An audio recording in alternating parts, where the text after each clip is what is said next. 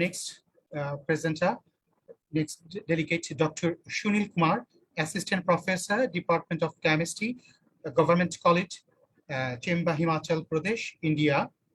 His presentation title is An Overview to the Industrial Water Purification by Semiconductor-Based Photocatalysis Challenges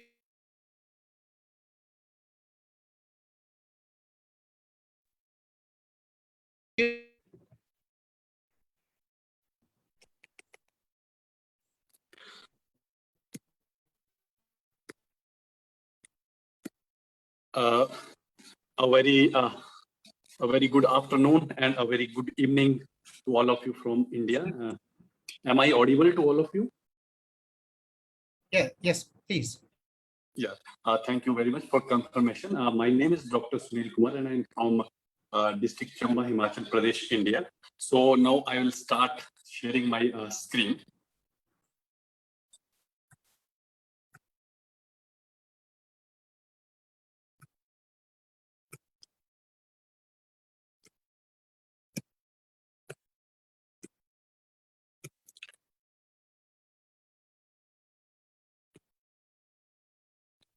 I hope my slides are visible to all of you.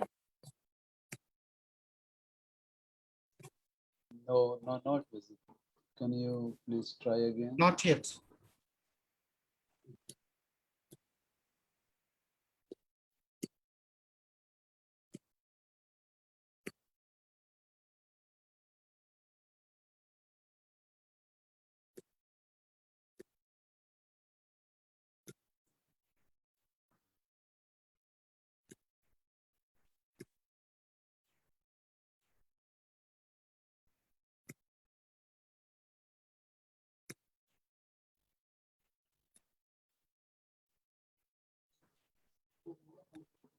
Are you facing some problem? Yeah, I'm trying to share my screen. Yeah, we can see your screen now. No. Yes, yeah. Okay. Yeah, so my screen is visible, right? Yeah, Yeah. right. Okay. Yeah, thank you. Yeah, thank you very much. So today, first of all, a big thank you very much to this host institution, the Grassroot Institution, for providing me opportunity to present my research work. So basically, this is in this slides, I will give an overview to the industrial water purification by semiconductor-based photocatalysis process. So in this, I will be talking about the basic process of this water purification, which comes under this very aspect of environmental remediation, then the basic principle involved, and basically the materials involved for water purification, and then I will end my Please presentation. come close to your mic, please. Oh, okay. So is it fine now? Yeah. Yeah, okay now. Yeah, and finally I will end with summary and challenges. So the very first one is the very basic thing. What is this process of the photocatalysis? Photocatalysis is basically this acceleration of a reaction in the presence of catalyst and light, as its name suggests, photo. So the presence of light is mandatory for this reaction. So this basic process of photocatalysis is being used for environmental remediation, means a pollutant removal. Let's see what happened here with the photocatalyst. This is in this one figure which you can see on my screen. This is one basic figure of photocatalyst material which we can synthesize in the laboratory. So this basic photocatalyst material is generally a semiconductor material in most of the cases, which is having this CB and BB, means conduction band and the valence band. When such materials, synthesized material, are subjected to the light, it may be the natural sunlight, it may be some light from some artificial light source. When this material is subjected to the light, is absorb the energy, basically the photon energy, and the generation of electron and hole take place. These photo-generated charges, means electron and the hole, then migrate to its catalyst surface, and this is followed by in situ generation of very active radical like hydroxide radical, as we can see on the surface. See on the surface of the catalyst. Basically, this will come from the water which will be there in the reaction medium, as well as the superoxide radical, which will come from the absorbed oxygen in the reaction medium. These radicals are basically very, very highly reactive species. They can react with some pollutants in the water, like dyes, which are basically organic molecules, and they can initiate the bond breakage of those organic molecules to initiate their removal from the water. So basically, this is how a catalyst material, which could be a semiconductor material, can initiate the water purification by removing the water pollutants. So this is the very important one, the first breakthrough in this field of the photocatalysis that came in 1972. This report had been published in the Nature, as we can see here. So this came, these two scientists, Fujishima and Honda, they achieved this process of photocatalysis on semiconductor-based material. And first semiconductor used was this very important titanium dioxide. This can be synthesized in the lab as well as also commercially available material. So they used this material and achieved the process of photocatalysis. So basically, after this invention, the scientific community, various research groups, they directed their research studies to study these photocatalyst material, not only titanium dioxide, but some other materials also, and to started exploring their applications. Just like here, they use for water splitting, but they also started using various systems for other applications, mainly this water purification also. But as I mentioned, that the light, the presence of the light, this catalyst is a photocatalyst. This works only in the presence of the light.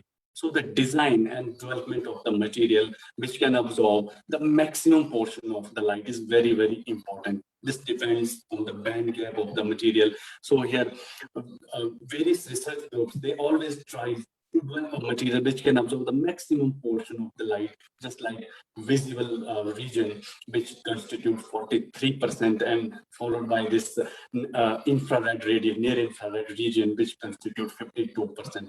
Means if the material which can absorb the maximum portion of the light, which can utilize the maximum portion of the light, that will be the highly efficient material, that will be the highly efficient to remove the pollutants from water. So this is the from one of the report, all these are the semiconductor material which had been explored, and to the till date from so many years, and to the till date also, various research groups have working on these material. So few of them which I will be talking about, like titanium dioxide, zinc dioxide, basically because these were the very initial material which was the used, and the beauty of these material is very easily we can synthesize in the lab, easily available from easy material, and there is no toxicity, eco-friendly reactions are there. And along with these semiconductor materials, there are some other materials that can be used for the light, as I mentioned, light absorption. Alone, these semiconductor material cannot utilize the full region. So some other material, particularly as I have mentioned, graphene, this is the basically carbon material, graphitic carbon nitride. They are also very interesting. Along with these semiconductor material, they can absorb the light, they can transport the charges which are generated in the presence of the light. So this is the main feature of the material, like as I had mentioned, high surface area, more and more active sites, superior electron mobility. One of the important feature of this graphene material, this graphene is highly conducting in the nature, and they can transfer the electron. So in addition to the semiconductor, now this carbon material is also one of very important material which has been utilized on the wide scale for the removal of pollutant. So here I would like to discuss one of the very recent report based on this one of photocatalyst material, which was synthesized by using this zinc oxide and graphene.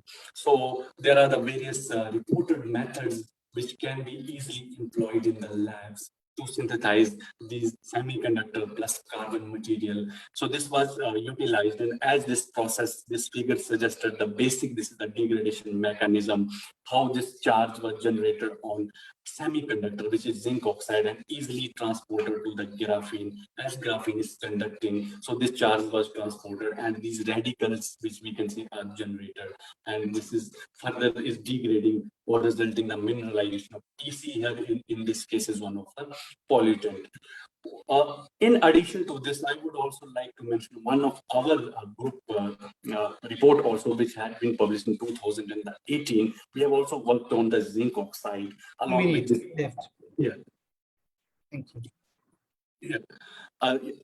Along with zinc oxide and graphitic carbon nitride, carbon material, and this was utilized in the presence of the sunlight for the removal of the dyes. Basically, I have utilized in this case this for the removal of the dyes. So the basic mechanism is the same, which I discussed earlier in these slides. So this is the overall, and there are so many other reports also which has been focused to the till date on these two materials. So this I would like to convey that these are the very easily available material and very effective material which can be utilized in semiconductor material for the synthesis and can be easily employed for the purification of the water, which is basically coming from the industries, which is having organic molecules like dyes and all. So in the last, I would like to conclude that by harvesting this solar energy for this water purification is very attractive as well as one of the very challenging field. And along with this semiconductor material, some other material like graphene had been turned out to be the most promising material as a catalyst for the removal of the pollutants from the water.